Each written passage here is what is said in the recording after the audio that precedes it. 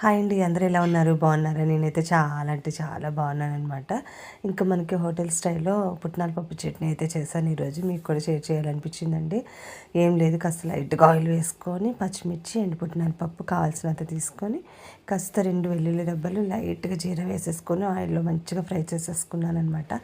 చల్లారిన తర్వాత మిక్సీ జార్లో కాస్త చింతపండు ఇవన్నీ చల్లారిపోయినవి అన్నీ కూడా అందులో వేసేసుకొని కాస్త ఉప్పు కూడా వేసేసుకొని మంచిగా మిక్సీ పట్టేసుకున్నాను అనమాట. పోపు అయితే వేసుకుంటే చాలా బాగుంటుంది, పోపు వేసుకోకుండా కూడా చాలా బాగుందనమాట. ఇంకా ఇంట్లో బాబుకి బాగాలేదు, అమ్మవారు ఉన్నారనేసి ఇంక నేను పోపు అయితే వేయలేదండి. మీరు పోపు వేసుకోండి. చాలా చాలా బాగా అనిపించింది. దోసకి ఇడ్లీకి అయితే చాలా చాలా బాగుంటుంది. ఒకసారి ట్రై చేయండి, మీకు కూడా నచ్చుతుంది. మీకు కూడా ఎవరికైనా యూస్ ఉంటుంది కదా అని షేర్ చేస్తున్నాను అనమాట.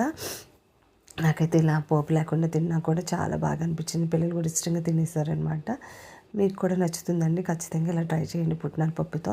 చాలామంది ఉట్టి పుట్నాల పప్పుతో చట్నీ అంటే ఇష్టపడరు. నేను అసలు తినను అసలు. అలాంటిది ఈరోజు ఇష్టంగా తిన్నానమాట. చాలా బాగా అనిపించింది.